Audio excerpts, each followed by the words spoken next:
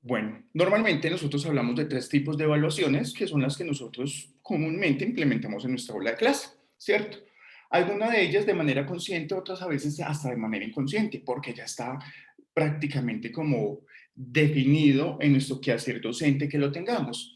Una de ellas, obviamente, hace referencia a lo que es la evaluación diagnóstica, evaluación de conocimientos previos, evaluación o forma de romper el hielo, como nosotros lo queramos llamar, que dependiendo, pues, el tipo de metodología que queramos implementar, pues es también como el desarrollo que vayamos a tener ahí. Por lo regular, se recomienda siempre que se haga al inicio de la clase. ¿Por qué es al inicio? Porque si nosotros pensamos en los tres momentos básicos de una secuencia didáctica o en los tres momentos básicos de una clase, nosotros siempre decimos inicio, desarrollo y cierre, ¿cierto? Que cuando lo llevamos a un mundo de mercadeo, pues nos dice, oiga, si usted va a llegar a vender un producto, si usted va a llegar a hablar o a hacer una exposición o una conferencia, pues debe haber un llamado a la atención, debe haber un desarrollo del tema y debe haber un llamado a la reflexión. Miren que bajo esos tres momentos también empieza a estructurarse o a adaptarse a algunos de estos elementos. Cuando yo hablo entonces de esta evaluación diagnóstica, lo primero que se debe buscar acá es determinar cuáles son los conocimientos que tienen los estudiantes, pero desde un punto medio, para no irnos precisamente con el estudiante que más sabe y para no irnos precisamente con el estudiante que menos sabe, porque esto me puede hacer a mí que se pierda la conexión, la confianza que yo tenga con mis estudiantes.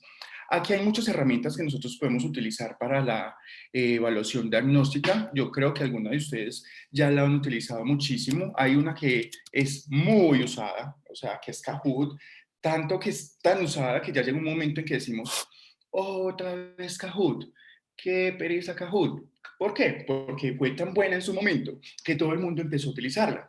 Así nos pasó en un momento dado con Prezi, no sé si lo recuerdan, que era tan chévere, era como el boom de las presentaciones, todo el mundo empezó a usar Prezi y llegó un momento en que ya estábamos mareados de todas esas animaciones que tenía Prezi para estar moviendo y pasar o hacer transiciones de una diapositiva a otra. Entonces lo mismo está pasando con Kahoot. Sin embargo, hay aplicaciones similares que nos pueden ayudar a nosotros para desarrollar este tipo de cosas, como Mentimeter, por ejemplo, que es una aplicación que me permite a mí compartir pantalla, como integrar todas las respuestas que el estudiante sepa y una forma sencilla, digamos que dinamizar este proceso o esta forma inicial de romper el hielo.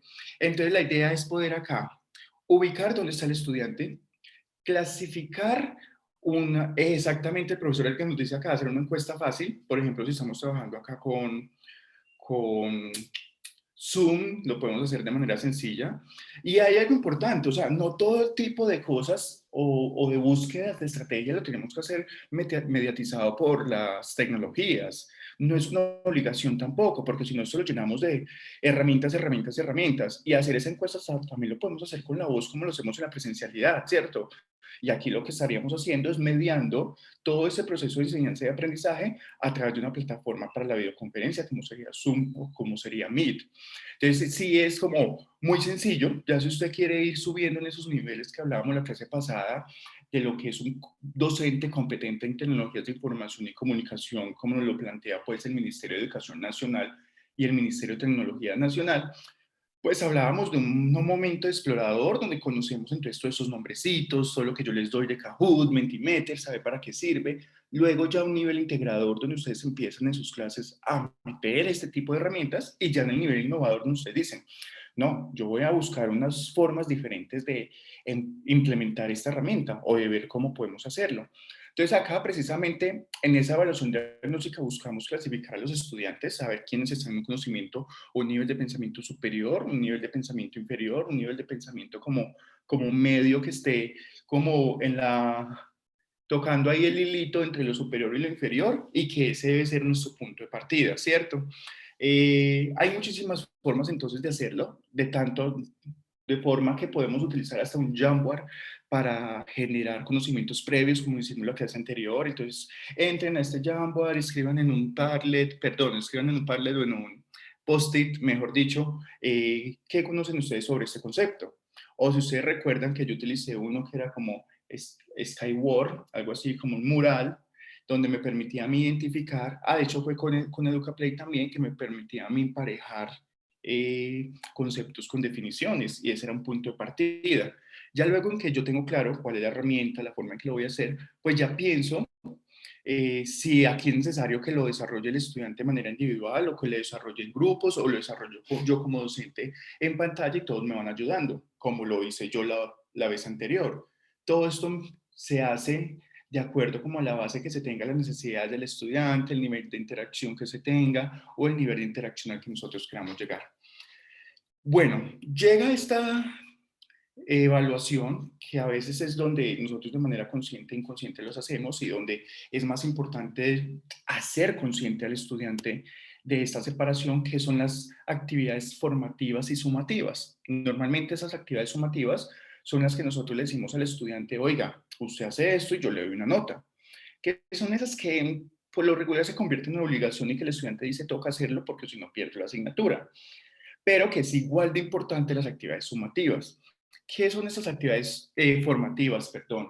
Las actividades formativas son las que buscan determinar el nivel de entendimiento frente a alguna temática o frente a una lección. Entonces, por ejemplo, yo les digo acá, bueno, vamos a entrar todos a esta presentación de Canva y vamos a intentar que desde esta presentación de Canva ustedes puedan identificar la evaluación formativa y sumativa.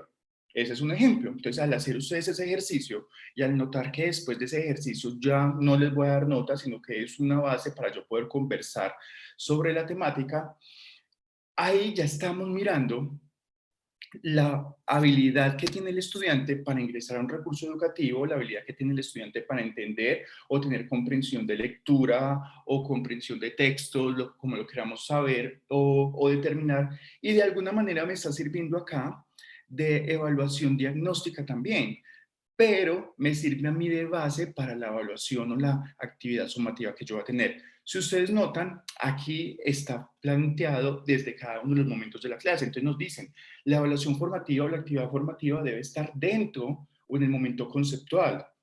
Si usted le quiere dar una nota, listo, maravilloso. Pero entonces, cuando nosotros le damos esa nota, ya por lo regular se me está convirtiendo en una actividad sumativa. Aquí entra mucho lo metodológico, donde yo digo, bueno, aquí voy a trabajar aprendizaje autónomo o voy a trabajar aprendizaje colaborativo. ¿Cuánto tiempo tengo que colocar al estudiante a hacer este tipo de actividades? Y en un comienzo yo les decía, aquí es donde hay que ser más consciente al estudiante, porque precisamente el estudiante considera que esas actividades formativas también son tareas o son sumativas, y que aparte de eso, el estudiante o el docente está en la obligación de calificarle a ellos todo este tipo de trabajos. Entonces llegan y dicen, bueno, como yo estuve en clase y el docente me puso a hacer 3 actividades, después de la clase me puso a hacer unas 2 tareas, entonces esto ya por clase fueron 5 tareas. Y ahí es donde empieza entonces la percepción a decirnos a nosotros, oiga, esto se convirtió en ese festival de tareas que estamos hablando con los memes hace un comienzo.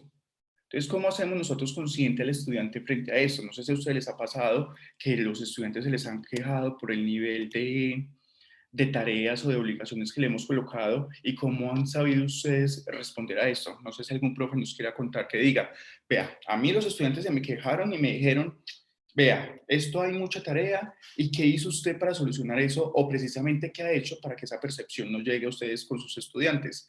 ¿Quién nos quiere contar? Hola Nicolás, buenas tardes. Hola, Buenos profe días. Natalia. Ya estoy en la tarde, ya llegué a la tarde. Pues en cuanto a esa experiencia, sí me ha pasado. Ellos se quejan mucho que les colocan muchas tareas, que el de matemáticas les deja mil ejercicios, que los de dibujo, bueno, ¿cierto? Entonces Sí. yo opté porque llegaban a mí como el muro de las lamentaciones. Entonces yo opté por que los trabajos que tengo pues para el curso los saquemos un tiempo y los hagamos dentro de clase. Hay algunas opciones, hay algunas cosas que sí les digo, lo deben hacer en las casas y entregarlo como una tarea, pero trato que la mayoría de cosas las resolvamos en clase, pues para evitar también pues eso de que tengo mucho trabajo y que empiezan, es que va a colocar un trabajo, pero ya tengo de matemáticas, de biología, de no sé qué, y uno empieza en ese, pero ¿cómo así? Sí, también está el curso, ¿cierto? El mío es de química orgánica, pues también hay que dejar tareas. Entonces opté por sacar el espacio dentro de mi curso para poder que ellos manejen pues esas tareas que les dejo. Yo creo que eso nos ha pasado a varios profes y es que llegan a quejarse de donde nosotros, de las tareas y de la cantidad de cosas que tienen que hacer con otros profesores y es como decir, no, profe, no nos ponga usted más cosas cuando nosotros también tenemos que sacar de alguna manera o identificar en qué nivel de conocimiento o preparación están los estudiantes. Esa opción que dice la profesora es excelente de intentemos que las tareas se puedan hacer durante la clase, no colocar tantas tareas externas, sino que la mayoría de ellas puede hacerlo. ¿Por qué? Porque ya hay una resistencia psicológica de tener que sentarnos y disponernos frente a la pantalla del computador, sentarnos en un escritorio y decir, voy a estar 2 horas frente a la clase. Desde esa resistencia, yo posiblemente a veces puedo tener un poco más de resistencia a decir, hay tareas de esa asignatura. Profe Francia, ¿nos iba a comentar ahí algo o se le abrió el micrófono? Yo creo que se le abrió el micrófono. Estoy peleando acá con una lámpara, creo que han escuchado varias veces que se cayó porque se desbarató justo cuando iba a iniciar la clase. Entonces aquí estoy mientras que hablo con ustedes peleando con ella. Bueno, profes, entonces cuando nosotros hacemos normalmente esas actividades formativas, se buscan como unas 3 o 4 opciones con los estudiantes. Regular el conocimiento, es decir, aquí es donde se empieza a homogenizar o estandarizar, llamémoslo así, el contenido que yo estoy dando, porque si yo lo voy a determinar por grupos, por parejas, y si hay un aprendizaje cooperativo, recuerden que hay una diferencia muy grande entre aprendizaje cooperativo y aprendizaje colaborativo, y es que en el aprendizaje cooperativo el docente es quien determina los roles, la cantidad de personas y quiénes son los que se van a sentar juntos. Es decir, yo puedo decir acá, la profesora Street va a trabajar con la profesora Francia, pero entonces eso ya sería aprendizaje cooperativo. Cuando hay un aprendizaje colaborativo, yo digo, armen grupos de 3 o 4 personas y se arman con cualquiera. Lo que se busca con esta formativa entonces es poder homogenizar todo este tipo de contenidos y la mejor forma de hacerlo sería con esa metodología de aprendizaje cooperativo donde yo ya identifico quiénes están en un nivel de pensamiento superior a lo que yo busco en el objetivo de la actividad, la temática o de la clase y quiénes están en un nivel de pensamiento inferior para poder homogenizar esto. Se puede hacer un seguimiento para la reestructuración también de las estrategias didácticas que yo estoy haciendo. En este caso, lo que yo miro es como la socialización. Recordemos que la virtualidad es muy importante, todo lo que tenga que ver con la socialización de actividades o trabajos grupales o individuales que hagan los estudiantes. Y a partir de allí yo miro a ver si puedo llegar a crear una actividad similar o si definitivamente tengo que cambiar toda la estructura y todo lo que yo tenía pensado con ellos. Esto lo que me permite es poder llegar a unos niveles de calidad mucho más eficaces, donde el estudiante se sienta en un proceso mucho más dinámico, mucho más eficaz, de mucha mejor calidad, y pues su percepción va a ser como esta clase tan chévere, porque es una clase que sale o que es diferente al resto de las clases y que me permite a mí entender sin necesidad de llegar a una clase donde estoy escuchando al docente nada más. Por último, entonces tenemos esta actividad que es la sumativa, la que nosotros normalmente conocemos, que es la que me permite entonces a mí verificar si el estudiante entendió o no entendió. Esta verificación, no sé si llamarlo lastimosamente u oportunamente, va acompañado con un nivel cuantitativo, donde nosotros nos han enseñado que de 1 a 3 es una mala nota, tanto así que si uno saca un 2,9, pues uno queda aburrido, y de 3 a 5 es una nota digamos que buena, donde de 3 a 4 es aceptable y de 4 a 5 pues ya es como excelente, ¿cierto? Tanto así que si uno saca una nota de 3,9, pues el mismo sistema, la misma cultura nos ha dicho, no es tan chévere tener una nota de 4. Y miren que la diferencia es muy poca, pero existe esta percepción y esta también como resistencia frente a ese tipo de cosas cuantitativas. Entonces, lo que se busca es que con esta suma de todos los resultados cuantitativos que tenga el estudiante, nosotros podamos determinar si pasa o no pasa una asignatura. Ahí es donde ya entra en juego la subjetividad y objetividad de cada uno de los docentes frente al momento de la evaluación. Yo digo que normalmente es muy difícil uno ser objetivo en una evaluación. ¿En qué sentido? Si nosotros igual tenemos una rúbrica que me permite ser objetivos en cuanto a la parte numérica, hay una objetividad, perdón, hay una subjetividad al yo elegir en qué parte de la planilla o la rúbrica va a ir situado el estudiante. Si corresponde a esto, si no corresponde a esto, si contiene los elementos, si no contiene los elementos. Además que nosotros podemos de alguna manera pensar en aquellos estudiantes que son los más aplicados en clase, que llegan puntuales, que participan y me ayudan en la dinamización, ¿cierto? Y que a veces son elementos que nosotros no lo tenemos dentro de nuestra estructura de calificación. Profe Edgar. Bueno, muy buenos días a todos. ¿Qué tal? Espero que estén muy bien. Y Estibar, bueno, muy buenos días, Estibar. Bueno, yo creo que en el tema de evaluación estamos obligados a hablar de las cosas que nos ha tocado enfrentar, ¿cierto? Ha sido una época muy especial, principalmente en el tema de evaluación, ¿cierto? El tema de pandemia nos ha llevado a desconfiar, a confiar, a tratar de confiar, ¿cierto? A veces a frustrarnos por ese exceso de confianza que les hemos dado y que definitivamente han abusado de ella, ¿cierto? Entonces, es un escenario complejo. Yo quiero pues tratar como de resumir de pronto un poco la experiencia que sé que es la común pues a todos. Es que finalmente uno va como aprendiendo, o sea, yo pienso en el concepto del machine learning, pero nuestro cerebro también, porque nuestro cerebro y nuestra forma de actuar va adaptándose realmente a lo que estamos viviendo, lo que estamos observando. Entonces, en la pandemia, claro, estamos todos claros que ellos tienen toda la posibilidad ideal de lo que podría haber pensado un estudiante en nuestra época pasada, donde en vez de un salón de clase donde los tenemos a todos controladitos, estudiantes, profesor, por favor, sepárense de la silla, que no vea el uno del otro, una cantidad de maromas que hacíamos en el salón, pues resulta que pasamos a un escenario donde ellos tienen toda la información a la mano, todos los amigos a la mano porque tienen los amigos una llamada telefónica, ellos se reúnen en grupos de WhatsApp, que es una realidad. El único que uno no está en esos grupos es el profesor, pero el resto de ellos se comparten todas las respuestas de los parciales. Es una realidad, ¿cierto? Hasta la gente grande, si uno está en un curso de idiomas, pues todos hemos ido al Google Translate para tratar de ayudarnos un poco. Entonces también es un escenario donde la persona no hay que juzgarla mucho de que es tramposa, no. Si tiene la posibilidad de ayudarse, lo va a hacer. ¿Qué sucede?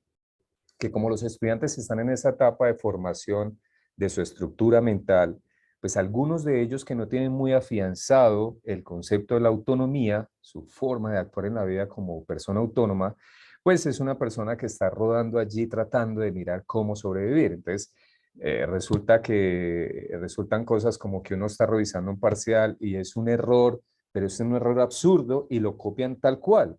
Entonces lo encuentra uno ahí nomás estoy revisando los segundos parciales, lo encuentra uno con letrica distinta, porque ellos tratan de hacer maromas de edición, pues, no sé si es que le creen a uno como falto de cinco sentidos para observar cosas obvias, ¿cierto? Entonces, aún así ellos tienen la respuesta. Yo al principio les decía cero y les ponía cero. Llega un momento donde si les pongo cero, esto lo va a perder todo el mundo. Entonces yo digo, bueno, listo, les hago la observación por hacerlo sentir un poquito, no digo por castigarlos, sino por llevarlos a la reflexión. Yo, venga, muchachos, es que o lo tomas o lo dejas, es una oportunidad. Pueden pasar en este momento muchos en una carrera si seguimos así, sin saber nada. Sí, lo pueden hacer tranquilamente, es la realidad. Entonces, en este escenario de la evaluación nos enfrentamos a eso, a la confianza, hasta dónde llevar el individuo, listo. Eres autónomo, eres tú quien decide, pero también considerar que son muchachos que están desarrollando esa forma de pensar, pues hay que forzarlos un poco. Entonces, ¿qué me ha tocado? Ya voy pues a lo que me ha tocado hacer y ha sido un esfuerzo muy grande porque las revisiones de esa manera se alargan, es que parametrizar los parciales y me ha dado pleno resultado. O sea, lo digo a ver, tristemente, porque los resultados descubren definitivamente el estudiante vago, llamémoslo claramente, el que está ahí acomodado, y efectivamente resalta al estudiante que es autónomo, que ha hecho los problemas, que ha preguntado, etcétera, porque se defiende. Entonces, parametrizo es que yo pongo los problemas, les cambio datos con el Excel a todos, donde el código último dígito, el caudal último dígito en litros por segundo, y con eso todos están enfrentados a un problema diferente, porque ellos no logran parametrizar como uno ya lo hace, sino que ellos hacen cada problema con cada dato, que se enfrentan solitos. Y efectivamente es donde llamémoslo pues los que no estudian suficiente, realmente quedan ahí digamos, visibles, ¿cierto? Entonces, es un poquito como la reflexión. Me excusan pues que me alargo un poco, pero me parece que el escenario de la evaluación nos da para desahogarnos, para hablar de esas realidades. Sé que uno como profesor tiene que hacer el esfuerzo de todas estas herramientas, pero quiero dejar también la reflexión que siempre he pensado que por encima de todas estas herramientas, yo pienso que la responsabilidad y la disciplina tiene que ser parte de esa formación integral y esa también se educa, ¿cierto? Entonces, no por ser flexibles, por ir a cada uno, muchacho, ¿qué hago contigo? ¿Qué más hacemos? Miremos. Yo creo que no es tampoco un escenario ideal. Yo creo que el estudiante hay que tratarlo como un individuo, como ser humano que tiene problemas, que hay cantidad de problemas detrás. En cada casa pues un cúmulo de situaciones que es difícil identificar, ¿cierto? Pero hay que tratar de ayudarlos al máximo posible. Pero créanme que llega un momento donde es demasiado el desgaste, donde dice, no, les di todas las oportunidades de 3 semanas de taller de un solo tema, llegan al parcial y definitivamente hay estudiantes que no quieren, están allí esperando cómo este sistema de oportunidades le ayuda, pero no es la forma de educar a un individuo que queremos como individuo integral para sacar adelante el país. Pues suena trascendental, pero me parece que es una responsabilidad de todos en ese sentido. Muchas gracias, me excusan, no A hablo usted, en muy buen profe rato. Edgar, tranquilo. Gracias. Antes de darle la palabra a la profesora Natalia, quiero resaltar una estrategia que nos regala acá el profe Edgar y es precisamente el tener un estándar de evaluación general donde yo le hago pequeños cambios a elementos específicos y a detalles que hace que los estudiantes no se puedan copiar entre ellos. Entonces, como que me parece también muy interesante esta estrategia que nos regala el profe Edgar para que nosotros podamos utilizarlo en clase. Profe Natalia. Sí, así, no, también pues aquí como dice el profe Edgar, uno desahogándose en este espacio, sí, cosas muy similares a lo que le han sucedido a él. Por ejemplo, con los parciales, ellos tienen la manía de copiarse, ¿cierto? Pues porque están en la virtualidad y si uno muchas veces estando presencial le cuesta observar de dónde es que hacen todas las maniobras para copiarse ahorita en virtualidad, pues yo opté por darles la cátedra, ¿cierto? El sermón de que son adultos, de que son responsables y de que la evaluación de alguna manera pues les ayuda a ellos a entender en qué punto del proceso están. Sin embargo, pues me he encontrado con cosas que son sacadas del internet y que yo les digo, bueno, venga, o sea, póngale sentido, si usted lo va a sacar de internet, pues hágale todo el ejercicio, ¿cierto? Copie, o sea, ondas, no sé qué es pues, una definición puede sacar de los cabellos que uno dice, eso ni siquiera lo voy a escribir yo y ellos vienen y lo escriben como que uno va a decir, wow, este muchacho que no me entiende que es un carbono, me va a venir a hablar de ondas electromagnéticas sacadas de no sé dónde. Yo les digo, no, venga, profe, pero ¿por qué me fue mal? Yo, usted sabe qué es este concepto, pues es que no, el problema, yo no voy a estar ahí, no sé, no tengo cómo entrar por su cámara para mirar si usted copia o no copia, pero por lo menos si va a copiar, haga el esfuerzo de sintetizar en sus propias palabras. Entonces son como esos detalles. Y lo otro, lo que me he enfrentado es que pues yo ya tengo un grupo con el que estoy en la presencialidad. Cuando llegamos a la presencialidad, vi que ninguno tenía cuaderno.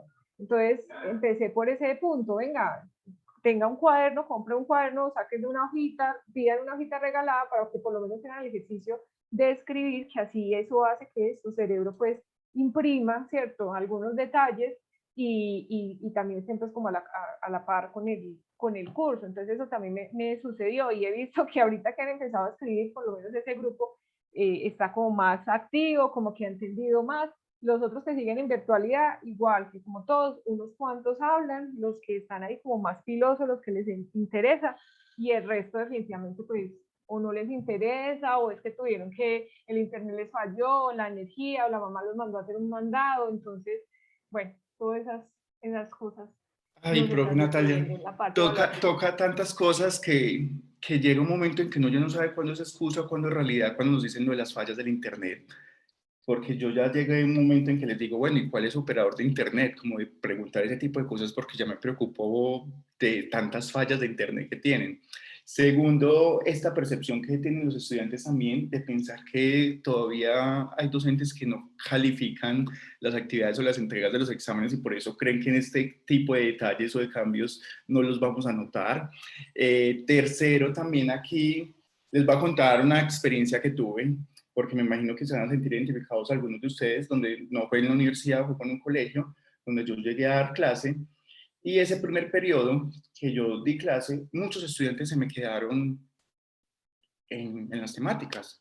Y pasa y acontece que la institución me citó y me dijo, oiga, ¿qué pasó acá? Porque ellos venían con un proceso muy bueno con el docente anterior, con la asignatura como se venía desarrollando. Entonces, ¿qué pasa? Que los estudiantes no le entienden a usted. Y yo dije, uff, qué duro, porque entonces el dejar varios estudiantes con una nota mínima en la evaluación sumativa, ¿quiere decir que el malo es el docente? ¿O cómo es eso? Y así me sentí yo en ese momento, aparte que tuve que hacerle rehabilitación, no rehabilitación, habilitación, abrir espacios de habilitación con los estudiantes en espacios extra clases que no me pagaban, hacer exámenes y calificar nuevamente exámenes que no me pagaban, y casi que replantearme los objetivos de aprendizaje que estaba buscando con los estudiantes. Entonces esto como que fue un golpe fuerte, porque todos lo sabemos acá que en algún momento cuando tengamos una situación o una temática donde el objetivo no se está alcanzando, pues nos toca replantear todas las estrategias. Pero ¿qué pasa cuando todas esas estrategias no funcionan por parte del estudiante? Esto es un abrebocas. Este video yo se los mencioné en la clase anterior, pero se los quiero mostrar el día de hoy. Y es la educación al estrado. Veámoslo y vamos a discutir un poquito sobre esto.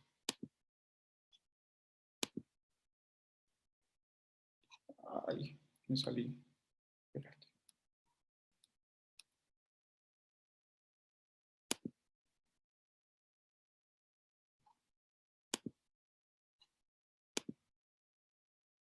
Y ya vuelvo a compartir aquí. Sí.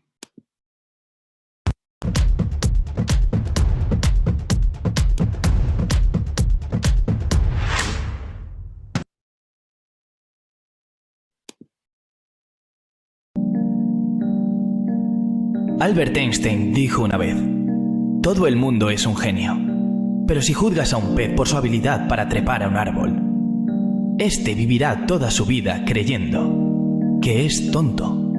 Señoras y señores del jurado, hoy juzgamos a la escuela de hoy en día. Y me alegro de que estéis aquí porque no solo hace que los peces trepen árboles, sino que además les hace bajar y correr 15 kilómetros.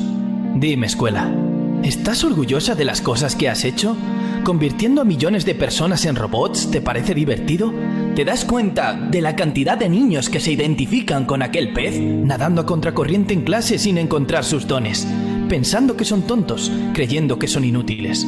Pues la hora ha llegado, no hay más excusas. Llamo al estrado a la escuela y le acuso de matar la creatividad, la individualidad y de ser intelectualmente un abuso. Es una institución antigua que ha sobrevivido a su uso. Así que, señoría, aquí concluye mi discurso de apertura, y si me permite presentar las pruebas de este caso, lo haré. Proceda. Prueba A. Esto es un teléfono de hoy en día, y esto un teléfono de hace 150 años. Gran diferencia, ¿no? Sigamos. Esto es un coche de hoy en día, y esto un coche de hace 150 años. Gran diferencia, ¿no? Pues fijaos. Esto es un aula de hoy en día, y esto es el aula que utilizábamos hace 150 años. ¿No es una vergüenza? Literalmente, en más de un siglo, nada ha cambiado. Y aún así dices que preparas a los estudiantes para el futuro, pues con estas pruebas debería haber preguntado: ¿preparas a los estudiantes para el futuro o para el pasado? He mirado tus antecedentes y muestran que para entrenar a la gente para que trabajen en fábricas fuiste creado. Lo que explica por qué organizas a los estudiantes alineados, bonito y ordenado. Si queréis hablar, alzad la mano y durante 8 horas al día decirles lo que tienen que tener pensado. Ah, y hacerles competir por sacar un 10, número que determina la calidad de un producto. Por eso se dice: esta carne está de 10. Lo pillo, en aquella época todo era distinto. Todos tenemos un pasado y ni yo me libro. Pero hoy no necesitamos crear robots. El mundo ha progresado y necesitamos gente que piense de forma creativa, innovadora, crítica e independiente, con la habilidad de conectar. Cualquier científico puede afirmar que no hay dos cerebros iguales y cualquier padre con dos o más chavales te lo puede confirmar.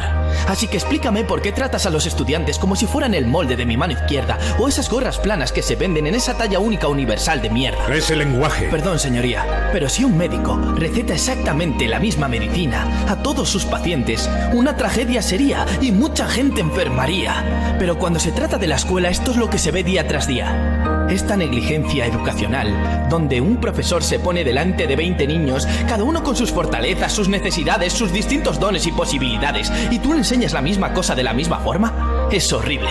Señoras y señores, no debe ser absuelto el acusado. Este podría ser el peor crimen que jamás se haya contado.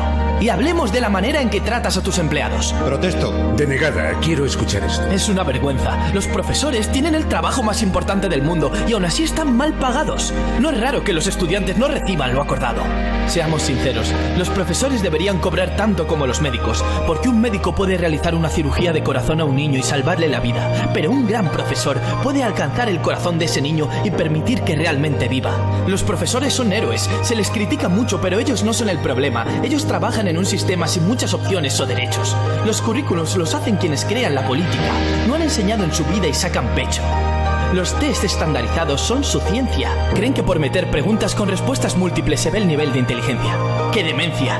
De hecho, estos test están poco desarrollados para ser usados y deberían ser quitados. Pero no me tomes la palabra a mí, tómasela a Frederick J. Kelly, el hombre que inventó los test estandarizados y que dijo: estos test están demasiado poco desarrollados para ser utilizados y deberían abandonarse, señores y señoras del jurado. Si continuamos por este camino, letales serán los resultados. No tengo mucha fe en la escuela, pero sí tengo fe en las personas. Y si podemos personalizar la sanidad, coches o incluso tu red social, entonces tenemos que hacer lo mismo con el sistema educacional para actualizarlo, cambiarlo y fuera el espíritu estudiantil.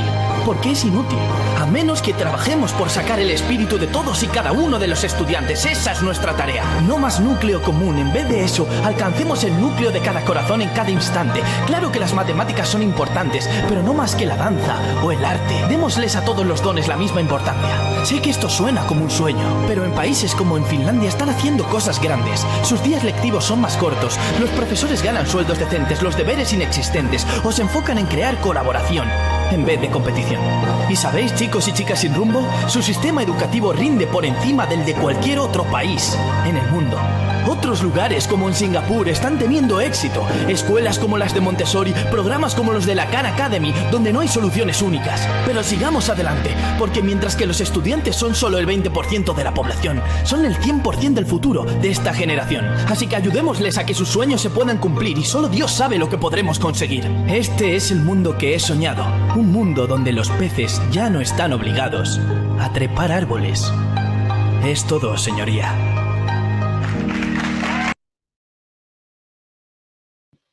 ¿Algún comentario frente al video que nos quieran compartir?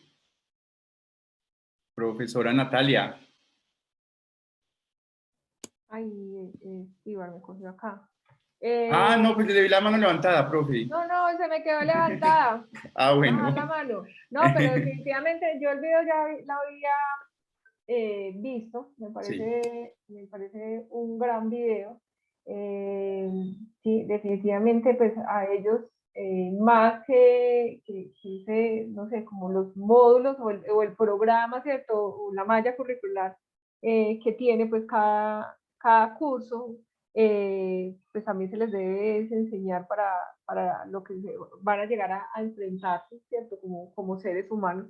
Yo a muchos de mis estudiantes les digo que mi primer trabajo, yo soy química, y mi primer trabajo salí de la universidad y me tocó que salir a trabajar con ollas y a medir con jarritas y hacer cálculos pues muy precarios, porque eso era lo que había en la empresa donde yo llegué pues, a hacer lo que tenía que hacer, y pues que no nos vamos a encontrar ese mundo ideal que pronto está en nuestras cabezas y que pronto está ahí cuando uno está en la universidad y todo lo de color de rosa, sino que uno se va a llegar a enfrentar a otras cosas, pero que para eso nos estamos formando, y que para eso, como decían ahorita, estamos formando seres integrales. Y yo les digo a ellos, ustedes se quejan porque que tienen mucha tarea, que tienen mucho trabajo, pero es que así va a ser el mundo real, lo que ustedes van a salir a enfrentarse. No van a decirles, no, entonces solamente entrégueme hoy este documentico, sino que les van a bombardear con muchos proyectos y con muchas tareas, y para eso se están formando, y por eso es que así es la universidad. Entonces sí me parece muy, muy importante llevarlos pues a ese contexto de lo que se van a enfrentar realmente después de que salen pues de esa burbuja, por así decirlo, en la que se encuentran en la universidad, y que es muy válido. Profe, muchas María Estíbal. gracias. Por acá el profe Andrés Felipe también nos quiere compartir algo, profe. Bueno, buenos días. ¿Se me escucha? Sí. Sí, profe, buenos días. Buenos días. Bueno, yo pienso que hay veces que cuestionarnos varias cosas. Por ejemplo, ahorita estaban hablando acerca, por ejemplo, por ejemplo, los cambios, ¿no? En la virtualidad y que los muchachos a veces dicen, no, profe, se me fue la luz, se me fue el internet, pero nada diferente también a lo presencial. Realmente, a veces uno nota que en ciertas asignaturas después de mitad de semestre hay chicos que ya no vuelven. O dicen, no, es que estoy estudiando por otra materia, es que yo ya me sé eso. Personalmente, para mí, en mis clases, pues yo les digo, bueno, si ustedes ya saben los temas y esto, quieren resolver los parciales y todas esas cosas, yo no los obligo, digamos que a estar en clases porque pienso que obligarlos también incluso podría ser antipedagógico, pues en mi forma de verlo, porque él va a estar ahí, pero no va a estar. Y va a estar incluso obligado, hasta le puede coger repudio a la materia por ese tipo de cosas. Entonces, bueno, ese tipo de cosas también hay que saberlas como sobrellevar. También veo que a veces dicen, bueno, que mucha tarea o se confían mucho porque dicen, bueno, yo después me veo el video. ¿Yo qué trato de hacer? Como hacer un proceso de reflexión con ellos. Yo les digo, no se digan mentiras. ¿Quién se va a ir a ver 15 días de videos? De una materia, por ejemplo, de 6 horas semanales, serían 12 horas de videos, nadie lo hace. Entonces yo les digo, bueno, muchachos, es la responsabilidad, hay que ver que ya somos adultos, que estamos acá en este proceso académico y que si ustedes ingresaron a él es porque tienen el tiempo y la voluntad de hacerlo. Ahora otra cosa, a veces me gusta un poco compartir experiencias también laborales que se han tenido, como para que ellos se den una idea, ¿no? De también lo que se van a enfrentar cuando salgan de la universidad, como decía la profesora Natalia, como que salgan de la burbuja, pero que también vayan sabiendo cómo es la cosa, incluso, por ejemplo, darles tips de una entrevista de trabajo, cómo presentar una hoja de vida, en todas las materias lo hago, sea de programación, sea lo que sea, les trato de compartir eso para que ellos se vayan dando una idea y eso con el objetivo de que se van explorando, como decía ahí en el video, hay que ir explorando como las habilidades de cada quien y en cada programa académico, pues por ejemplo en el programa académico que yo estoy, hay muchas áreas, por ejemplo, redes, programación, testing, bueno, todo esto, entonces que ellos van explorándose en ese tipo de cosas, porque pues de pronto a veces dicen, no, todo va a ser programación. Entonces, yo le digo, muchachos, no todo es programación, hay que abrir el horizonte hacia otras áreas y ustedes van mirando para qué áreas son buenos, desde ya. Entonces les voy tratando pues como dar esos tips para que ellos se vayan acomodando y no haya como una frustración también respecto a que si no soy el mejor programador, entonces no va a servir para esta carrera, porque tengo muchos colegas que son ingenieros de sistemas que no son los mejores programadores, pero son muy buenos, por ejemplo, para las redes, son muy buenos, por ejemplo, para la auditoría, son muy buenos para la investigación. Entonces, hay muchas ramas y yo pienso que de pronto es eso, ¿no? El proceso de reflexivo del conocimiento también que uno va teniendo con ellos. Y pues bueno, de pronto esa es como, que pienso que de pronto la evolución, de pronto ahí me parece un poco exagerado en el video cuando muestra la evolución de un automóvil y de un celular, porque pues lo estamos viendo a modo físico, ¿no? Y de pronto un aula así, listo, no vamos a ver muchos cambios, pero pienso que el cambio fundamental pues es en el conocimiento. Pienso que no tiene nada de malo pues que estemos de pronto compartiendo en el aula, pero sí, por ejemplo, que digamos que estemos dictando el mismo contenido desde los años 70, en programación yo dictaré el mismo contenido de los años 80 en este tiempo, pues obviamente eso sería absurdo, súper obsoleto, ahí sí sería pues como, mejor dicho, una cosa terrible. Entonces, bueno, puede ser ese tipo de cosas y pues también hay que tener en cuenta que hay ciertos conocimientos, ciertos conceptos que tampoco podemos dejar atrás, ¿no? Por ejemplo, ayer estaba hablando con unos chicos de laboratorio de software y estábamos entrarnos incluso en temas como filosóficos. Entonces yo les decía que, por ejemplo, que a veces leer de Platón, de Sócrates no está mal, que el hecho de que sean conocimientos, entre comillas, de los clásicos, como decimos comúnmente, entonces no significa que no sirvan, sino que son personas que tuvieron la valentía de forjar virtudes y de tener experiencias eh, muy chéveres y que se comparten a través pues, de los siglos, ¿no? Entonces, Básicamente, pues esa era como mi reflexión respecto al video. Muchas gracias.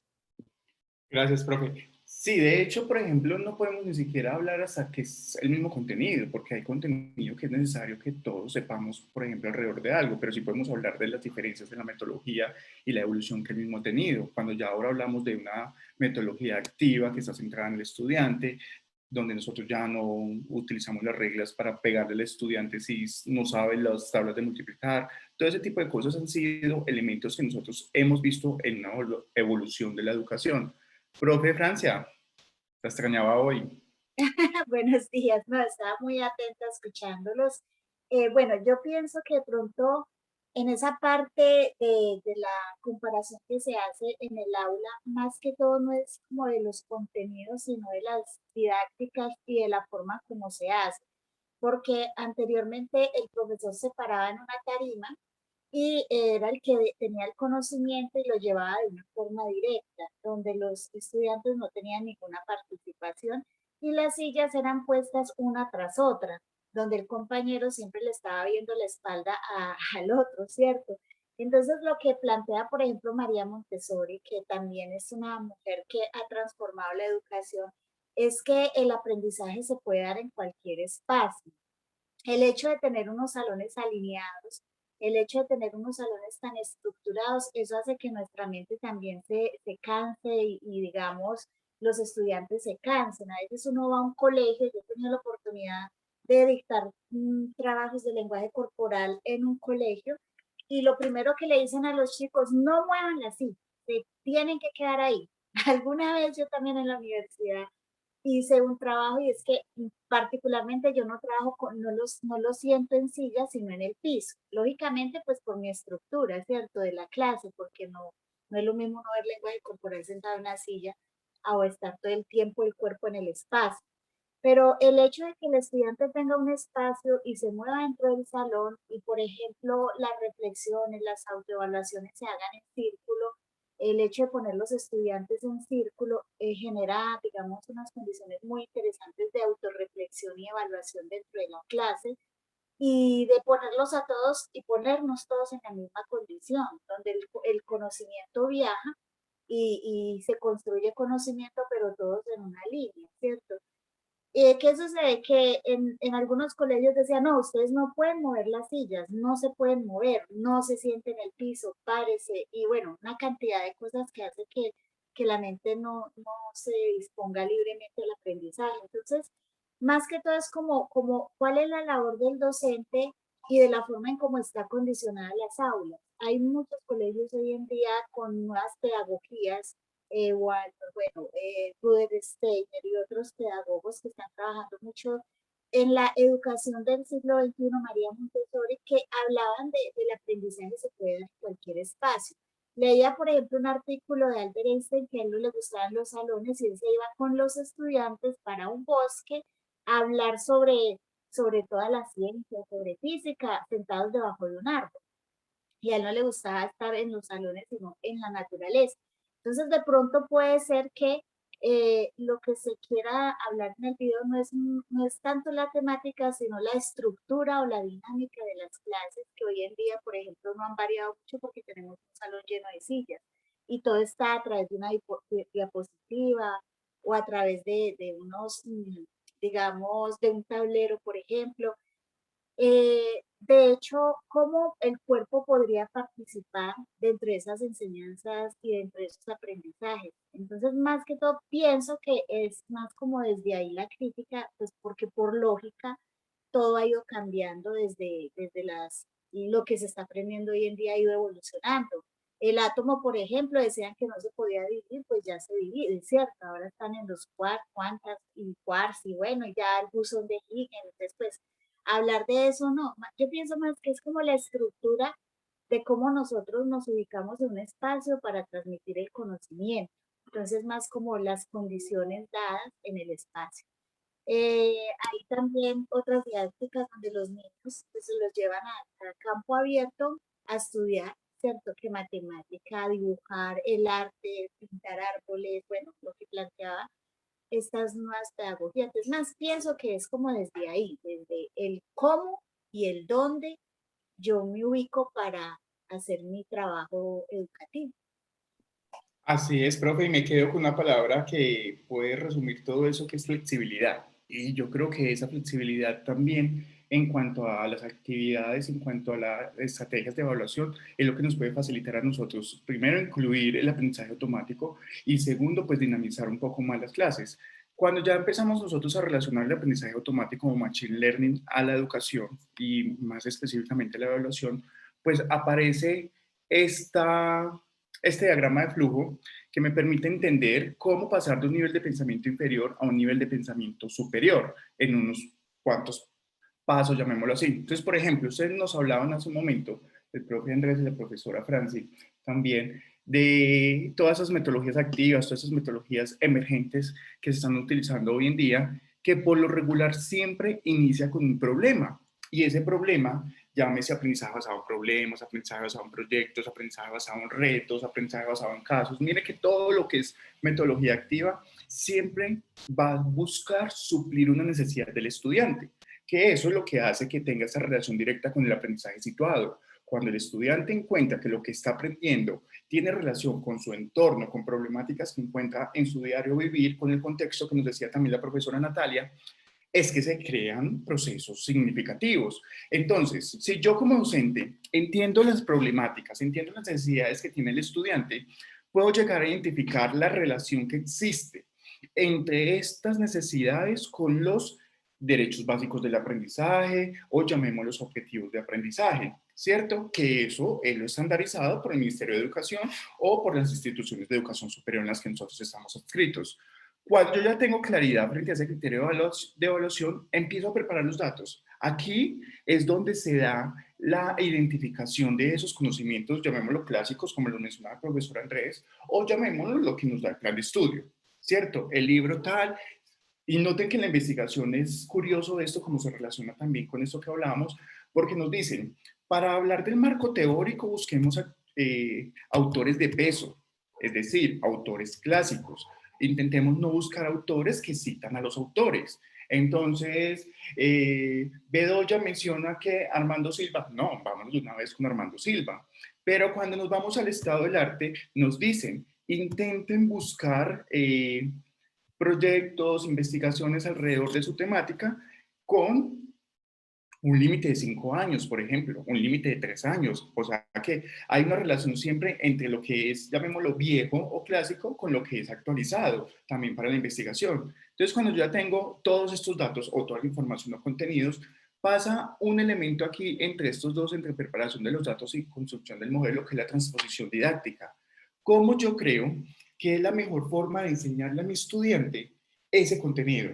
Entonces, a través de trabajo autónomo, grupal, que aquí voy a hacer un juego con ludificación, que aquí voy a implementar la gamificación.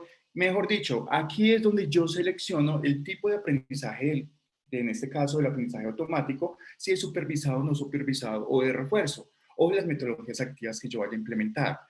Con base entonces a ese modelo que yo implemento o diseño, porque aquí ya es donde entran las TIC, las tecnologías de información y comunicación, entonces me voy a diseñar aquí, no sé, una presentación. Puede ser una presentación básica en PPT, pero entonces a esa presentación básica de PPT yo le voy a incrustar algunos hipervínculos para que me genere interacción y dinamismo entre ellos. Para yo poder darme cuenta si es óptimo o pertinente eso para cumplir el criterio de evaluación, yo lo ejecuto, es decir, que le hago un proceso de evaluación a ese recurso que yo acabo de crear. En esa ejecución e implementación, yo me doy cuenta si realmente debo volver a construir el modelo o si, por lo general, esa reconstrucción me permite de una vez considerar que es mi producto final el que le voy a entregar a los estudiantes. Pasan dos cosas. Primero, otros elementos para tener claro si ese es el producto final.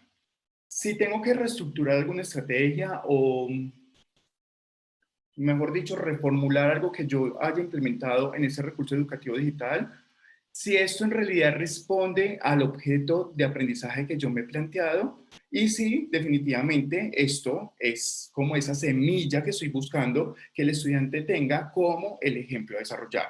Entonces, aquí la parte más importante es esta construcción del modelo donde yo miro la flexibilidad curricular. Nosotros hemos, y lo sabemos muy bien desde Gartner, que nos dice que hay inteligencias múltiples. Nosotros tenemos estudiantes que tienen desarrolladas algunas inteligencias de manera maravillosa, pero también nosotros tenemos claro que necesitamos fortalecer otras habilidades que los estudiantes no tengan. ¿Por qué digo esto y por qué lo menciono? Si yo digo que mis estudiantes son visuales 100%, no quiere decir que todas mis actividades tienen que ser visuales de esta manera, sino que también puedo implementar algunas que sean auditivas, puedo integrar algunas que sean manuales, que busquen otras maneras también de fortalecer esto, pero no dejando de lado esa identificación o características previas que tiene el estudiante, porque ahí es donde se va su emoción. Entonces es una mezcla equilibrada entre lo que el estudiante le gusta hacer y entre lo que nosotros también buscamos que el estudiante fortalezca. Entonces, aquí lo más importante siempre va a ser este diagnóstico previo y las características que el estudiante tenga. ¿Por qué? Porque si nosotros hablamos, por ejemplo, como lo hacíamos la clase pasada, de esta evaluación supervisada, pues recordemos que aquí hay unas etiquetas previas, es decir, reconocemos súper bien todas esas características iniciales del estudiante, todas las necesidades que él tiene, y a partir de eso es que yo creo algún material educativo que me permita a mí fortalecer o buscar ese objetivo de aprendizaje, que ahí es donde se crea ese modelo predictivo como tal, que termina una etiqueta esperada. Yo intento o busco mucho no enredarlos con este diagrama de flujo, pero le doy como las bases de lo que corresponde. Aquí digamos que lo más importante es que hay unas etiquetas previas y una etiqueta esperada. Etiquetas previas es conocimientos previos que el estudiante tenga y etiqueta esperada es ese objetivo al que esperamos alcanzar con el estudiante. ¿Cómo se desarrolla esto? A través de todos los elementos que nos da la máquina, en este caso lo de Machine Learning, los recursos educativos digitales, las tecnologías de información y comunicación y el material que nosotros construyamos para poder ser un llamémoslo mediatizador o llamémoslo un puente cognitivo entre lo que yo quiero enseñar y entre lo que el estudiante necesita aprender. Aquí, por ejemplo, en este caso vimos algunas herramientas en la clase pasada como los simuladores educativos. Y frente a esos simuladores educativos, pues nos encontramos algunos que eran viables para aplicar en la presencialidad o en la virtualidad y otros no tanto. ¿Por qué? Porque decíamos, como actividad formativa funciona, pero como actividad sumativa no tanto, porque me tocaría hacer a mí maromas para poder determinar cómo le califico a un estudiante si en realidad sí usó o no usó esto de manera pertinente para poder sacar una nota cuantitativa. Entonces, en este caso, podemos determinar que lo que son recursos educativos digitales pensados en un aprendizaje supervisado me pueden servir a mí como un propósito de evaluación formativo para el desarrollo de la clase, para determinar si el estudiante está apropiando algún contenido específico o no. Aquí está esta herramienta que se llama Gradescope. Es una herramienta en línea que les voy a compartir acá por el chat también, que hay que conseguir, hay que solicitar un demo. Ustedes le darían clic aquí en Get a Demo, eso manda como la solicitud y les permite descargar ese demo. Y lo que busca es básicamente lo siguiente. A través de exámenes que yo genere con mis estudiantes, el examen, el taller que se genera con ellos, lo que busca es que a través de fotografías ellos puedan enviar las respuestas a esta plataforma y con esas fotografías es que la misma plataforma empieza a determinar si lo que hizo el estudiante está bueno o está malo. Entonces, algo así es lo que nos comentaba el profesor Edgar ahora, que yo creo que puede ser una herramienta que él puede explorar a ver si le gusta, a ver si de pronto en esos procedimientos que el estudiante me está generando, la misma máquina me puede calificar si está bien o está mal, y esto facilitaría el trabajo de alguna manera. Obviamente por ser un demo pues nos dan un trial, pero entonces si ya nos llega a gustar pues ahí ya nos tocaría pagarle a la herramienta. Pero está bien también reconocer todas esas posibilidades que nos permiten algunas plataformas. O en el caso de las matemáticas que sacan Academy, que nos mencionaba también el juego ahora, que es un poco más flexible en la forma de enseñar las matemáticas. Ahí, por ejemplo, les digo algo. ¿Por qué Julio, el profe, tuvo tanto éxito si cuando nosotros entramos a sus videos son unos videos muy sencillos? Tanto así que yo sé que a ustedes también les tuvo que haber tocado la televisión por televisión en Señal Colombia. Entonces a veces yo me he colocado a ver videos de Julio el profe, no a manera de crítica, sino que lo digo es porque me genera una reflexión frente a eso. Me he sentido en Señal Colombia en esos tiempos viendo matemáticas, pero ¿qué hizo que funcionara esto? No sé si alguno de ustedes ha visto alguno de los videos de Julio el profe y por qué al estudiante le gusta tanto recurrir a ellos. ¿Algún profe que nos comente que lo haya explorado o no? ¿O ninguno?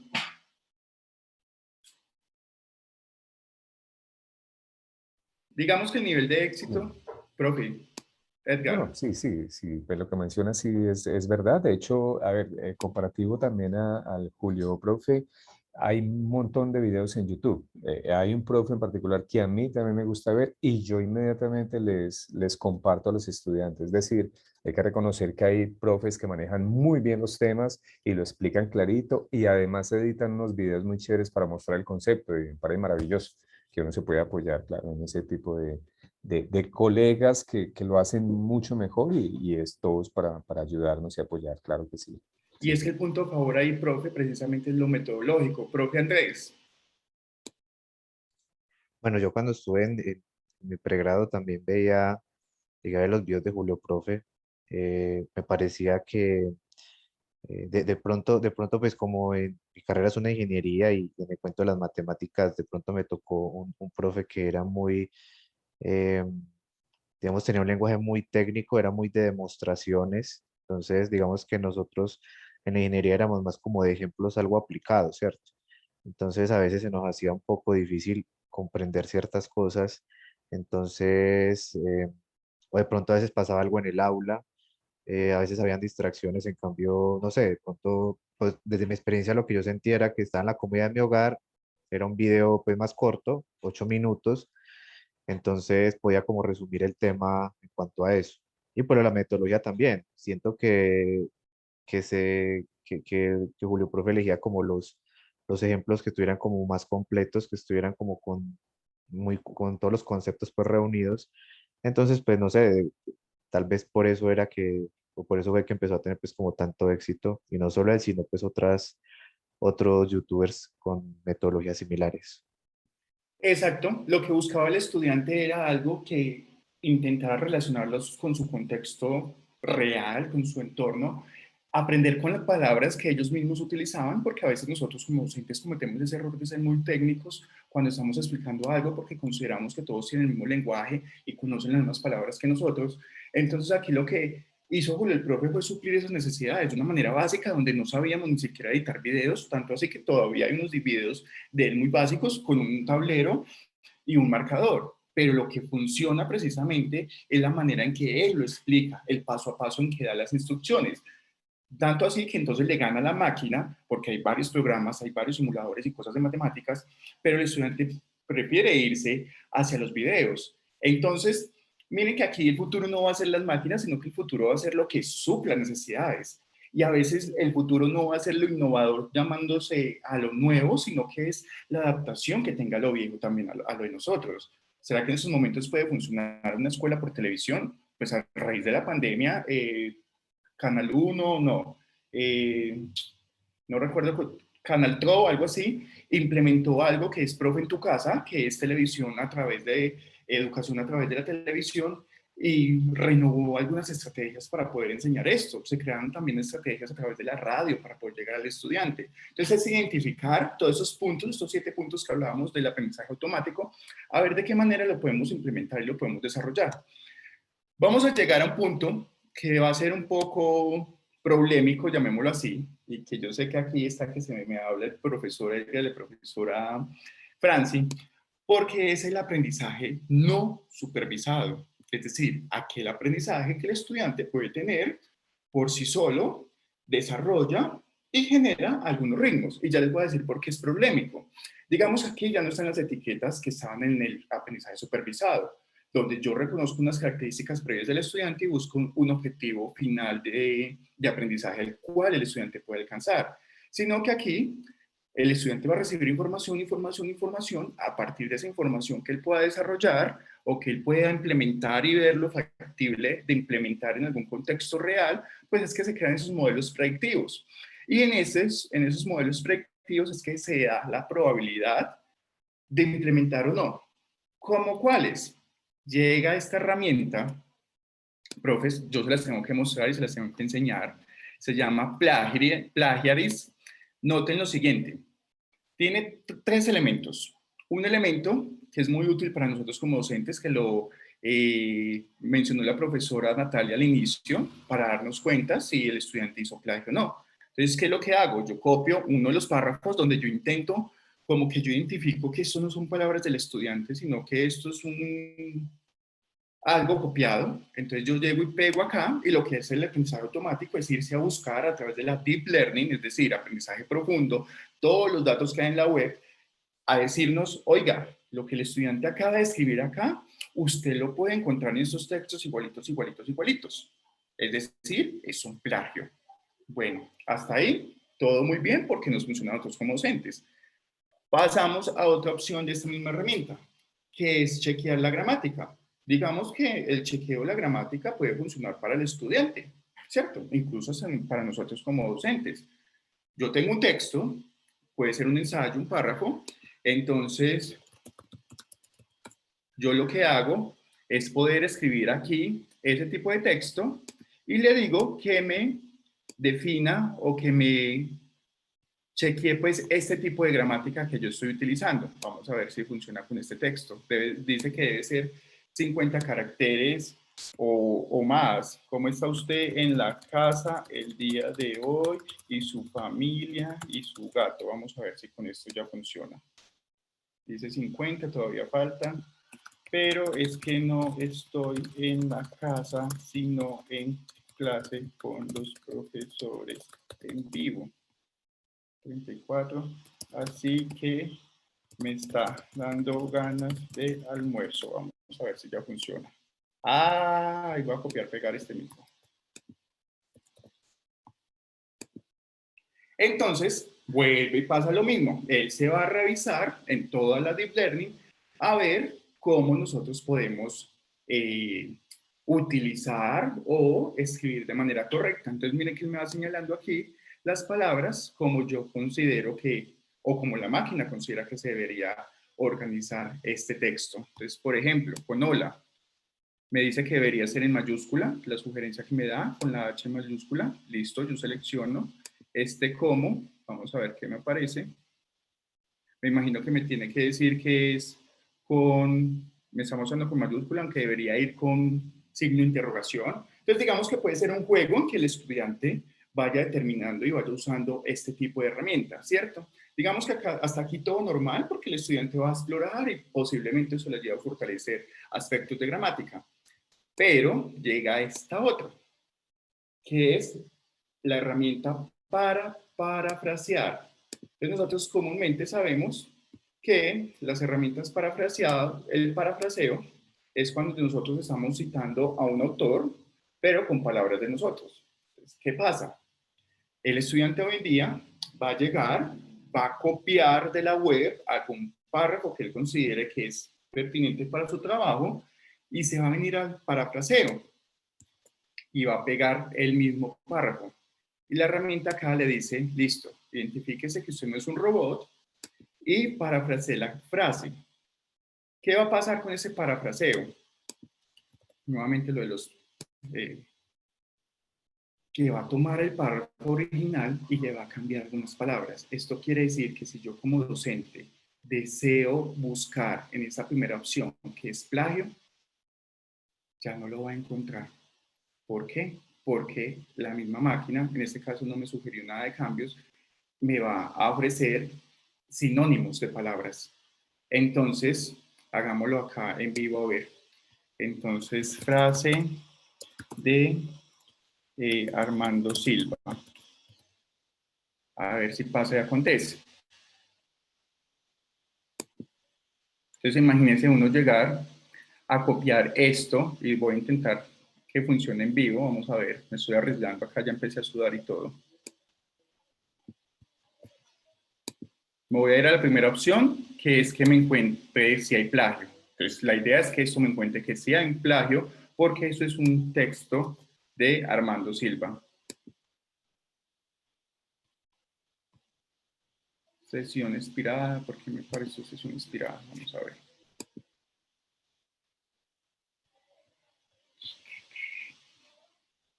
Listo.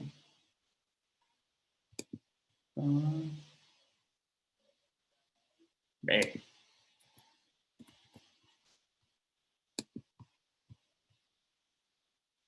Ahora es que no dejo. Bueno, miremos a ver si en el parafraseo me da. Alguna cosa tuvo que haber pasado ahí que no me dejó cargar esto. De pronto no me está cargando del todo la herramienta. Entonces, pasa y acontece que esta situación se nos va a salir un poco de las manos porque ya la creación de trabajos, de ensayos que yo genere con mis estudiantes, pues va a poder ser plagiado en la web y nosotros mismos no vamos a poder identificarlo porque estas máquinas de la inteligencia artificial y del machine learning pues le va a facilitar al estudiante la vida. Entonces acá quiero escuchar la percepción precisamente del profesor Elgar y la profesora Franci, que eran los encargados la clase pasada del aprendizaje no supervisado, a ver qué nos quieren contar al respecto. Profes.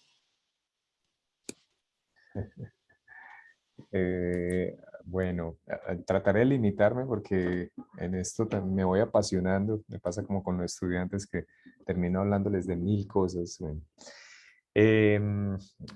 Mire, les cuento, yo tengo que confesarles algo.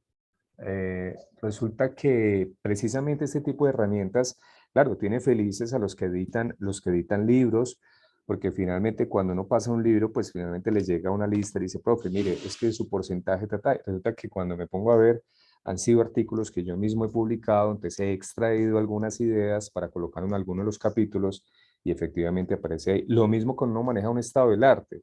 En un estado del arte, el gran dilema es que uno dice, venga, sostengo con la cita original, pero la redacción original del autor original, o entonces me pongo a cambiar. Digo, no, cámbielo, utilice herramientas que ya están inventadas, porque en el buen sentido, comillas, para la ley está hecha la trampa, pero en el buen sentido, porque ya virtualmente todo se construye, está toda la solución para todo, para detectar plagio, para evitar plagio.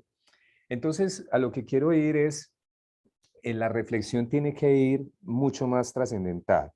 Realmente justifica hoy en día, antes era muy chévere porque nos tocó, me acuerdo en el colegio, las tareas donde fue madre, hasta en máquina de escribir, te imaginas el camello tan tenaz, además ir a buscar en libros, el famoso Lexis 22, y buscar en 1000 libros para encontrar significados y escribirlos con letra bonita, con buena ortografía, una cantidad de valores agregados en la formación, ¿cierto?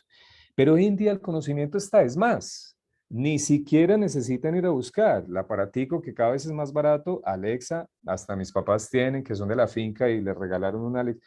Entonces, Alexa, dime de qué está compuesto una célula. Ah, sí, señor, bla, bla, bla, bla, bla, bla. Y hasta están programas donde uno en el computador le pone Alexa y de una vez te digita todo. Es decir, está todo listo, ¿sí? Entonces la reflexión es a que las evaluaciones y los tipos de trabajo tienen que estar configurados de otra manera. Yo creo que tiene que cambiarse el tradicionalismo donde yo pongo a un estudiante, defíname, no, defina nada, utilice esa definición para generar algún criterio, generar una respuesta o generar un análisis diferente. Hagamos cosas con la información, hagamos cosas con el conocimiento, ¿cierto? Entonces, la famosa frase, no, no lo sé, pero Google sí sé quién sabe, googleémoslo a ver, ¿cierto? Entonces, es saber realmente qué hacer con ese conocimiento, darle aplicación realmente a esos conceptos. Vuelve el análisis aquel que discutíamos la vez pasada, tendrá sentido poner un estudiante, es que los estudiantes ya no saben sacar una raíz cuadrada. Digo, venga, profesor, usted sabe sacar la raíz cuadrada de 8542, te vas a enredar, ¿cierto? Porque tienes una calculadora a la mano que lo puedes hacer. Ahora, es importante que el estudiante haga ¿qué estás buscando? No, que desarrolle capacidad de análisis, pero ¿no crees que tienes otra cantidad de situaciones con que él puede desarrollar capacidad de análisis más que ponerlo a hacer una raíz cuadrada? No, es que lo importante es que entienda de qué se trata la raíz cuadrada. Ah, eso es otra cosa. Entonces, es un escenario que tenemos que analizar mucho más allá. Es más, voy más allá. ¿Será que es necesario poner al estudiante a escribir? Ojo con esa pregunta, complicada. Porque claro, ahorita, ¿qué hacemos? Que también lo hago. Señor estudiante, tienes que llevar cuaderno, además tienes que escribir a mano, el trabajo me lo debes entregar a mano. La pregunta grande, ¿por qué? ¿Por qué? Explícame por qué, profesor. No, lo que pasa es que tienes que demostrarme o tienes que esforzarte. Venga, me estás obligando a que sude haciendo el trabajo o estás buscando es que haya conocimiento en mí a partir de eso. Entonces, es un escenario muy interesante porque, claro, es que no podemos perder de vista la escritura porque es que es una de las formas de comunicación. ¿Será? ¿Será que actual o será que a futuro necesitamos comunicarnos escribiendo? Y no, profe, ¿usted qué está diciendo? Pues es que, claro, ¿será que sí? ¿Estás convencido?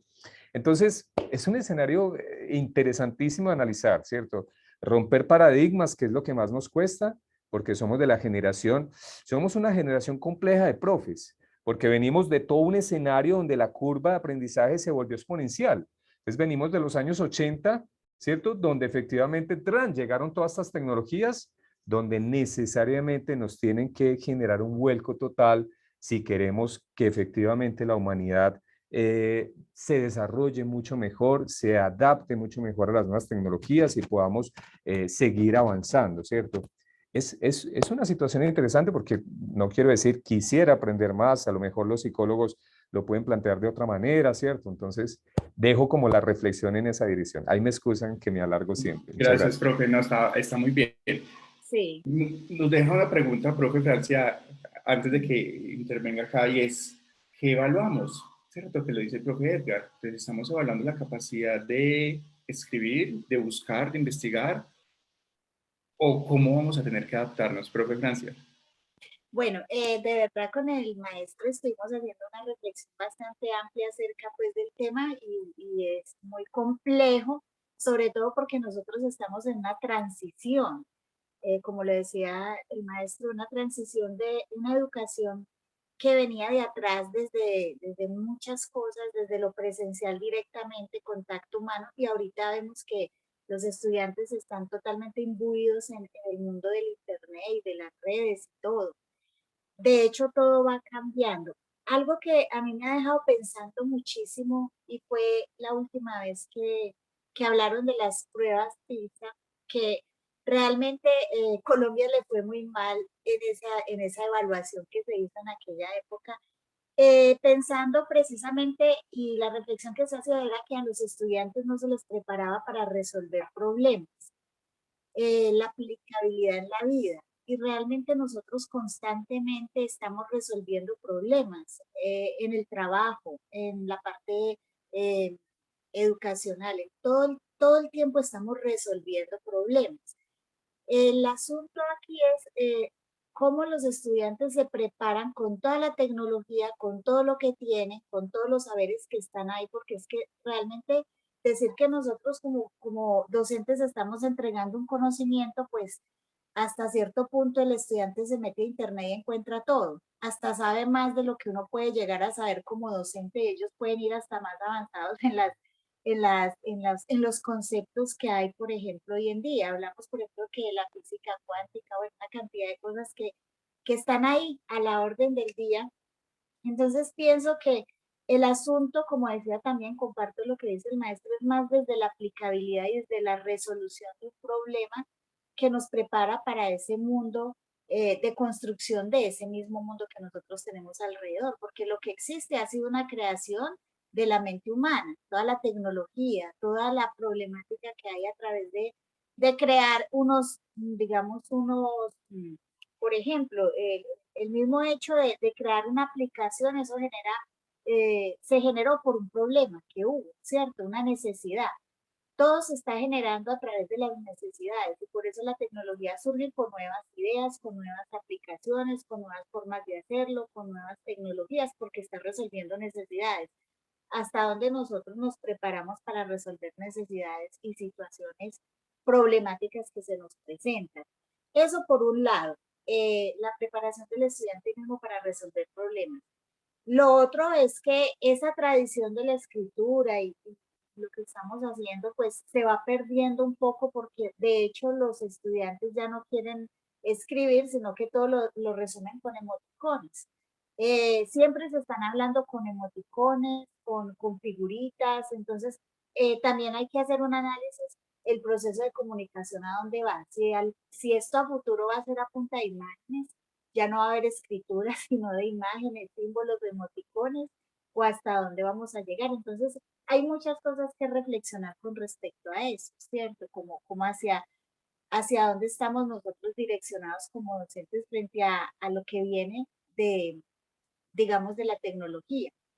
Y que de hecho el regresar a presencialidad va a generar unos cambios bastante tremendos en cuanto al desenvolvimiento de los estudiantes en un salón, ¿cierto?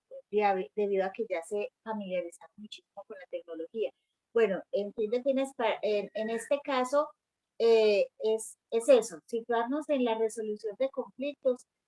El hecho de que nosotros nos aislemos, eso no va a dejar de existir, las plataformas no van a dejar de existir, estos programas que parafrasean no van a dejar de existir. ¿Cuál es la idea? ¿Qué vamos a hacer con ello? ¿Cómo vamos a utilizarlo en favor del conocimiento y en la transformación del conocimiento? Entonces, como dicen por ahí, si no puedes con tu enemigo, hay que unirte a él. ¿Cómo utilizar todo esto para trabajarlo, a ponerlo a favor nuestro, las tecnologías? Eso es Así como es, profe.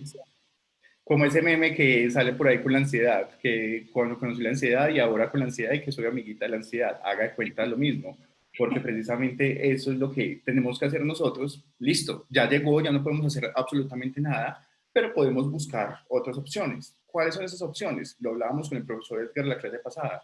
Mirar si el estudiante nos hace los ensayos a mano. Que si ya el estudiante quiere transcribir de la pantalla a la hoja, bueno, ya se nos sale las manos a nosotros, pero hay otro proceso del pensamiento, hay otro proceso cognitivo que se da allí, desde la transcripción, porque por lo menos está leyendo para escribir a mano propia lo que está en pantalla, entonces posiblemente haya una adquisición. Yo creo que esto es lo que nos lleva es precisamente a replantearnos en esa evolución de lo que hablábamos desde el inicio, cómo adaptar entonces esos objetivos de aprendizaje a alcanzar. Profe Andrés, no sé si quería participar, le he visto que me levantó las manos 2 veces y luego me la quita. Profe Andrés, no le pena. No era pena, lo que quería como agregar algo respecto a la opinión que tuve antes y escuchándolos ustedes también reflexionando. Y es que algo que también me cuestionaba mucho y cuando tuve la experiencia, pues que todos aquí hemos pasado por la experiencia, de por ejemplo lo que son las pruebas ICFES, ¿no? Y también lo que son eh, las pruebas que nosotros hacemos en la universidad. Y yo no sé, yo también a veces cuestiono un poco eso porque a veces digo que si realmente a alguien lo preparan para un examen de 8 horas, es que es mucho tiempo, ¿no? Aparte del tiempo pues abarcan muchos temas. Entonces, pues realmente yo, lo que fue ese puntaje de por el ICFES, y todo ese proceso solamente lo he tenido que utilizar una vez en mi vida y fue para acceder a la educación pública. Ya si usted quiere acceder a la educación privada, pues no requiere, pues como no es un requerimiento fundamental eso. Entonces, a veces digo, bueno, como también el objetivo de eso también dicen, bueno, es que es para medir, digamos que la calidad y todo eso, pero a mí me parece que es muy complicado medir la calidad de la educación respecto a un examen de 8 horas de muchos temas en el que los estudiantes no todos son buenos para matemáticas, no todos les gusta la química y algunos tienen sus fortalezas, otros tienen sus debilidades. Entonces, pues es como, por ejemplo, yo ir a medir, digamos que la educación tal vez en un examen, por ejemplo, educación física, sabiendo que a todos no son buenos, por ejemplo, para jugar fútbol o para jugar baloncesto y ese tipo de cosas. Entonces, bueno, no sé, siento que eso también debería de replantearse mucho y utilizar una estrategia diferente para ese tipo, por ejemplo, de exámenes y tan prolongados. Es que incluso yo les voy a ser sinceros, 2 horas, por ejemplo, uno dictar un bloque de 2 horas completo con temas muy densos, por ejemplo, de lógica matemática, eso es un ladrillazo, como decimos por ahí. Y siento que eso es antipedagógico para los muchachos, porque yo pienso que después de una hora y eso que le pongo mucho, ellos ya pierden la concentración con el tema y todo. Y, por ejemplo, muchos vienen de ver 6 horas ya de clase, otras horas también. Entonces, pienso que también esas variables hay que tenerlas muy en cuenta a la hora de uno diseñar, por ejemplo, las clases y, y dictar los temas. Por ejemplo, ¿qué hago yo? Cuando el tema es muy denso, pues lo dicto y trato pues como dar unos ejercicios o unos retos en los cuales por medio de ellos podamos hacer como una reflexión de ese conocimiento. Y lo podemos hacer ahí mismo en clase, no es que yo se los dejo y los hacen después, muchachos, después me los entrega por a los 15 días porque después va y los copio, como estamos hablando ahorita de los plagios y todo eso. Yo siento que no hay esa reflexión, entonces la cosa es que uno los vea trabajando, que uno se le acerque, haga el acercamiento, bueno, ¿qué pasó? ¿Cómo ve la cosa? Ah, profe, realmente no le presté atención en todas ahora, listo, entonces volvamos con paciencia, porque yo pienso que la docencia es un gran porcentaje de paciencia. Es con la paciencia volver otra vez y hacer el proceso con ellos y pues pienso que también son como basado pues como en mi experiencia, trato como ir haciendo em, esos retoques en mis metodologías y eso, y pues pienso que me ha ido como mejor así. Que, por ejemplo, dictarles, a veces unos me dicen, me gusta mucho porque dicta el tema, pone 2 ejercicios. Prefiero eso que, por ejemplo, tres semanas duras de tema y poner un ejercicio de 20 ejercicios, un taller de 20 ejercicios, y ellos ya no se acuerdan del tema la primera semana, por la cantidad de materias y de cosas que ellos también ven en la universidad. Entonces, siento que hay que también tener en cuenta ese tipo de cosas. Y bueno, esa era como la reflexión. Gracias, profe Andrés. Hay mencionado dos cosas. Una que es lo de los ECAES y ELITES, que ahora ya en un contexto virtual, no sé si ustedes se den cuenta, al estudiante le tocaba sentarse, prender cámara por obligación y tenía un monitor encargado. Y ese monitor encargado tenía que estar mirando a la persona todas las horas que duraba la prueba, que no se parara, que no viniera alguien más y todo eso. Y creo, pero en eso sí no estoy seguro, que el mismo programa o la plataforma determinaba si usted abría otras pestañas. Sin embargo, Sí, está profe, esto. hay un programa ahorita, una aplicación que sacó Google que, aunque es de pago, ¿no? Que evita que usted abra otras pestañas. Bueno, evita, si usted las abre, le avisa que abra otras pestañas, que solo tenga la pestaña de la evaluación ahí puesta. Pero sí, claro, ahorita, como dice, como me decía una profesora a mí, echa la ley, echa la trampa. Entonces, cualquier cosa, y ellos son muy inteligentes para inventarse las maneras de pronto hacer una trampa, hacer algo, ahí está el celular. Yo tuve la experiencia de tener un examen de inglés para mi maestría que fue así. Entonces, eran todos con la cámara puesta y uno tenía que estar quietecito. Si usted de pronto, hay gente que piensa en voz alta, si usted me hablaba, entonces ya el otro, venga, venga, ¿usted qué está haciendo? ¿Qué está haciendo ahí? Entonces la gente se asusta, ¿qué pasó? ¿Con quién está hablando? No, no, no, es que yo pienso en voz alta. Ah, bueno, listo, listo. Entonces, bueno, no sé, no sé en qué va a parar esto, como estamos reflexionando ahorita. Yo a veces pienso que ayer también reflexionaba con los muchachos de eso, que pues ahorita hay muchos docentes y muchos estudiantes que les gustó mucho la modalidad virtual. Pienso que en algún momento las universidades van a tener que evolucionar a tener 2 tipos de programas, por ejemplo, en ese aspecto. Pero pues yo no sé, de mi parte siento que me gusta mucho la parte presencial, ¿no? Me gusta mucho eso para ciertas materias, hay otras materias que pienso que podrían prestarse, por ejemplo, para la virtualidad, como por ejemplo lo que es la programación. En algunos casos de pronto hay salas de sistemas que no tienen de pronto como no son lo suficientemente como buenas, incluso los computadores personales pueden ser mejores, entonces a veces ha pasado eso. Entonces es como ver ese tipo de cosas y no sé, cómo ajustar metodologías, pero ahorita hay mucha tela por cortar con todo esto. Estamos en época de cambios y de nosotros depende de todos esos cambios. Una de las cosas más importantes que usted menciona ahí también es que no podemos mirar la virtualidad en igualdad de tiempos a como se mira la presencialidad. Para mí 2 horas también de clase es pesado para los estudiantes de pregrado. Yo intento que mis clases terminen 15, 20 minutos antes, más cuando sé que ellos tienen una clase después o antes de la mía, porque se agota estar en pantalla todo este tiempo. Entonces, y no solamente ellos, uno como docente, porque digamos que en el caso del estudiante pues tiene la posibilidad de ir al baño, tomar agüita, de cualquier cosa mientras nos está escuchando. En cambio, como docente pues le toca asumir esta postura de la que siempre hemos hablado, una postura de seriedad porque la cámara está encendida a las 2 horas, entonces es una postura que a veces también cansa, ¿cierto? En el caso entonces de la herramienta que estamos mirando, pues noten que este texto lo saqué de una página que está acá abierta todavía, reflexiones de algo ahí. Entonces nos dice que plagio 100%, nos dice que el 50%, de hecho todas las páginas nos mandan a la misma, pero nos dice que el 50% hace referencia precisamente a la mitad de este párrafo y los otros 25 y 25% pues al resto que hacía falta. Entonces, bueno, si está hecha la ley y está hecha la trampa, ¿cuál es nuestro llamado? ¿Cuál es nuestro rol como docentes frente a esto? Mirar entonces de qué forma le sacamos la comba al palo, como le dicen, y buscar la manera más adecuada de fortalecer otro tipo de competencias. Acá hablamos también que no solamente existen estas dos tipos de aprendizajes a través del machine learning, sino que llegamos a un aprendizaje no supervisado o supervisado, sino que se llama aprendizaje por refuerzo. ¿Dónde se da? Que no hay necesidad de unos conocimientos previos, digámoslo así, porque no hay unas etiquetas, pero sí hay un deseo. Y en este deseo, que pueden ser muchísimos los deseos, hay una cantidad de datos impresionantes, pero que no han sido procesados. Cuando se empieza a procesar esto, y eso por lo regular se da mucho con los juegos, los videojuegos, se genera entonces un ambiente lúdico, un ambiente de formación, una experiencia de aprendizaje donde existe una recompensa, donde existe una mejoría de acciones, es decir, que se puede retroalimentar o puede mejorar esas acciones que ya determinó el estudiante para hacer, puede mejorar sus estados, esos estados, estamos hablando de sus estados cognitivos, entonces cómo puede pasar a un nivel de conocimiento superior también, y pues hay una selección de algoritmos, porque siempre va a haber la toma de decisiones para darle solución a cualquier problemática. Allí se produce una salida. ¿Qué pasa con esa salida? Noten que hay unos deseos y estos deseos pueden ser miles de deseos, pero entonces en esas salidas ya se empieza a organizar los deseos. ¿Por qué?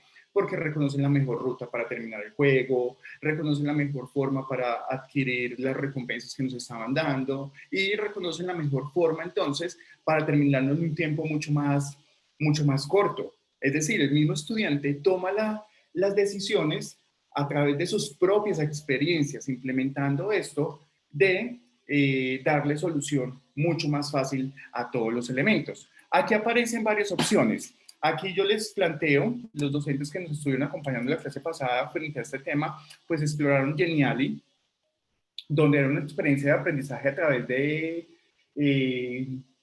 elementos matemáticos, llamémoslo así, unas sumas, unas restas, lógico-matemático, más que todo, todos los problemas que se le presentaban al estudiante, pero a partir de eso se generaba la manera en que se podía pasar a otra herramienta, es decir, si usted utilizaba Geniali desde la gamificación y terminaba todo el Geniali, le daba una pista, y esa pista le decía, listo, ahora dele clic aquí para continuar con la segunda fase de la actividad, y lo mandaba a un formulario de Google Drive, por ejemplo, que era este formulario. Entonces nos decía, oiga, ¿cuál es el número que hace falta en esta imagen?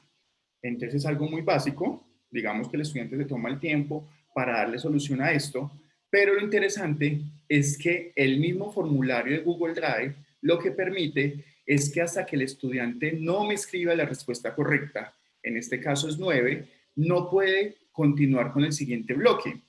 Entonces, ¿cómo creo yo esto? Muy sencillo.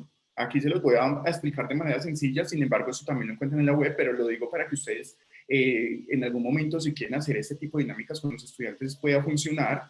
Y es que no va a pasar hasta que usted no me dé la respuesta correcta. Entonces, si esa respuesta no corresponde, es porque el procedimiento hay que revisarlo.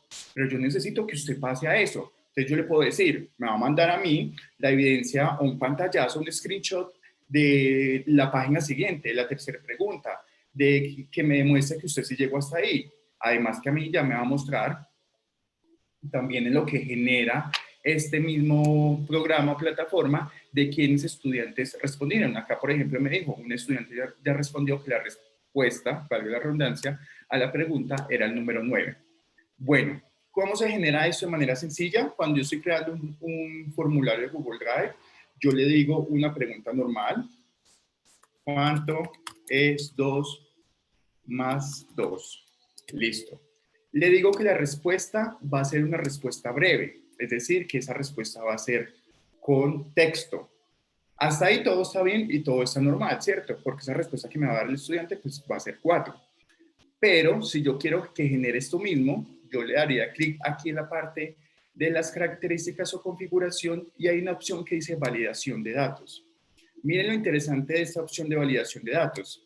Me aparece, ¿qué quiere que el estudiante responda? ¿En texto, en número o en qué? Yo le digo, no, pues que quiero que me responda en número.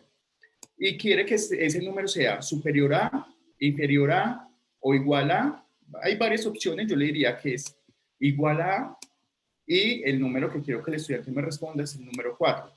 Aparte de eso, que noten que es otra de las características del aprendizaje automático, texto de error personalizado. Entonces, revise la metodología o el proceso del problema, algo así. Porque el valor no corresponde.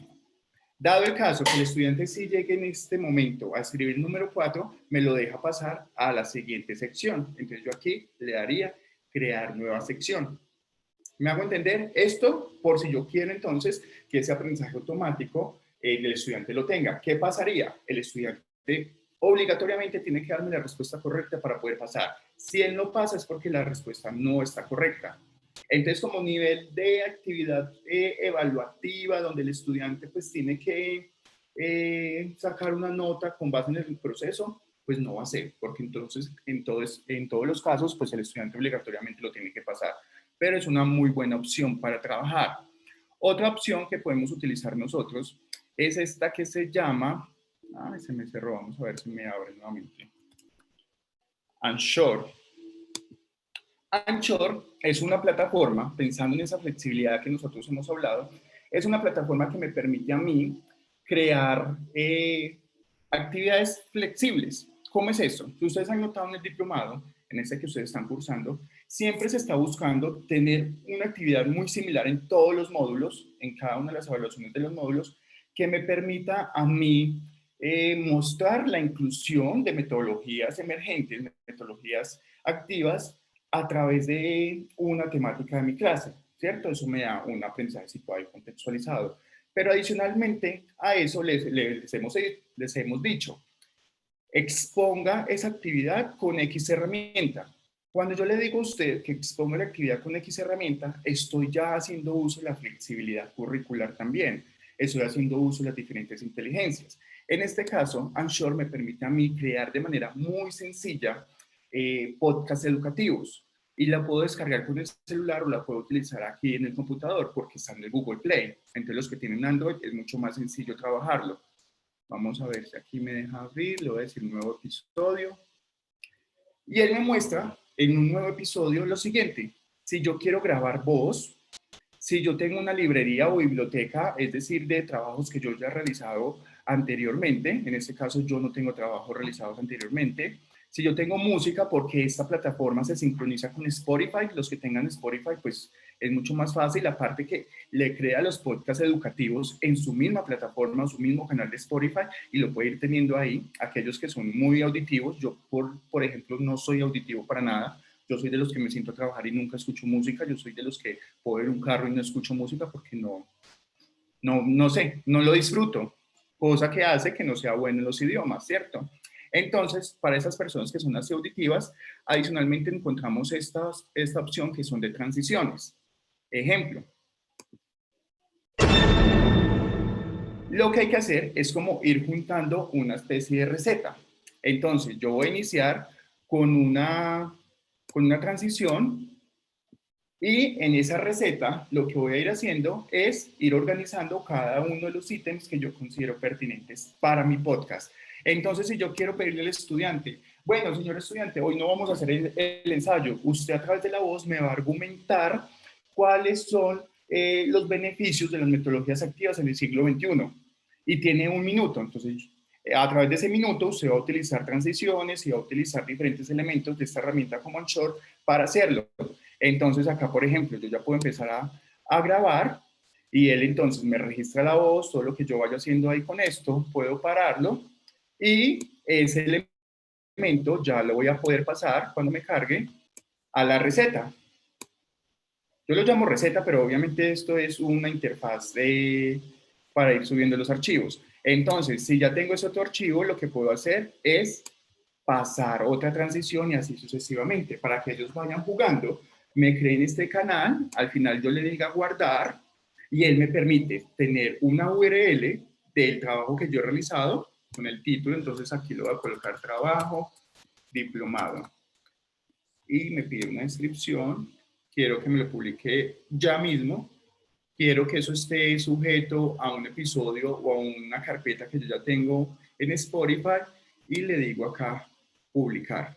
Entonces miren que lo que hace es arrojarme un link, que es el que yo les puedo mandar a ustedes, o puedo sacar una URL para embeberlo en Moodle, por ejemplo. Entonces es una herramienta que me parece como sencilla, es muy fácil de manejar y es una opción diferente de hacer actividades con los estudiantes. Entonces ya tenemos las infografías interactivas en Geniali, ya tenemos esas actividades de podcast en Anchor, los podemos colocar a hacer líneas de tiempo, un montón de elementos para incluirlo dentro de la clase. Una opción para hacerlo, entonces, según lo que nos decía la profesora Natalia al inicio, es que podamos tener a los estudiantes en una misma sala para que la tarea la hagan ellos mismos y la grabación que tenga, que sea una conversación entre ellos. Podemos colocarlos a hacer una radionovela, podemos colocarlos a hacer un podcast de 5 o 6 minutos sobre cualquier temática y ellos mismos van a estar construyendo material con base en recursos educativos del Machine Learning. Entonces, creo yo que es una buena opción. No sé si les gusta, si no lo ven viable para cualquier asignatura. La idea es que sus recursos pues sean como transversales también a todas las materias para que sea fácil de trabajar. Sí, profe, ya le voy a pasar entonces el link de esta, que es el Anchor. La otra que era Gradescope, para que la exploren, es esta. ¿Cuál más tenía aquí abierto? Plagiarist, que era esta. Igual yo se los puedo colocar en el Moodle para que tengan ustedes ahí ese repositorio de herramientas cuando lo quieran utilizar. Y ya el del formulario de Google, pues es el de, entran a Google Drive y ahí crean pues el formulario para que lo puedan trabajar. Bueno, profes, vamos a hablar entonces de varias cositas. Y es cómo va a ser la evaluación de este módulo. Es sencillo. En el Moodle ustedes van a encontrar un cuestionario de 10 preguntas sobre estos dos módulos, pero las preguntas son muy sencillas porque fueron cosas que aquí trabajamos en conversación, entonces no se van a demorar nada en hacerlo. Segundo, vamos a hacer una actividad en EducaPlay. Yo quería que implementaran esa actividad o este recurso en el short, pero yo dije, no, ya vienen con uno pesadito, que no es tan fácil, que es lo de TikTok que hicieron con el profesor anterior, entonces hagamos esta más sencilla. Y esta más sencilla es a trabajarlo a través de EducaPlay. Recuerden que EducaPlay me permite hacer varias actividades que yo puedo utilizar. Ustedes crean ahí como un canal o una cuenta con su correo UTP y él le permite trabajar diferentes tipos de actividades. Yo les sugiero que trabajen video quiz. Por acá está. Es decir, eligen cualquier video en la web y con base en ese video, pues ustedes generan varias preguntas en algunos momentos. Ojalá sea un video entonces contextualizado a algunas de las temáticas de sus clases y con eso lo empiezan a trabajar. De igual forma, para el docente que se sienta un poco perdido con esta herramienta y que lo necesite, vamos a abrir un espacio la próxima semana de los talleres que tenemos cada 15 días para fortalecer algunos conocimientos. De 6 a 7 vamos a trabajar en Short. Y de 7 a 8 vamos a trabajar EducaPlay, especialmente video quiz, para aquellos docentes pues, que tengan ahí como las dudas o que quieran solucionar esto. O mejor dicho, pues fortalecer estos conocimientos acá frente a esto. Recuerden que son 15 días abierta la actividad, se abre desde hoy hasta el próximo 2 de diciembre. Ya ustedes pasarían al siguiente módulo, que es el último, que son 2 clases que nos hacen falta para terminar. Vamos a colocar un trabajo final suavecito, facilito para el diplomado y pues la idea es obviamente terminar este año todo este tipo de cosas ahora en diciembre y ya la certificación pues sería el próximo año. Ustedes saben que ese proceso es un poquito lento y vamos a tener un poquito de paciencia porque la universidad pues como que tiene que hacer varias cosas antes de podernos certificar a los docentes que están trabajando en estos cursos, pero eso es un hecho que se va a dar. No sé, profe, si tengan preguntas sobre la actividad, sobre el diplomado. Este es el momento de hacerlo en estos 10 minuticos que nos hacen falta. Una preguntita. Señor. Eh, por ahí vi un correo que decía que, por ejemplo, si uno tiene actividades anteriores, pues atrasadas, que se podían entregar, ¿no? O sea, está Sí, señor. abierto.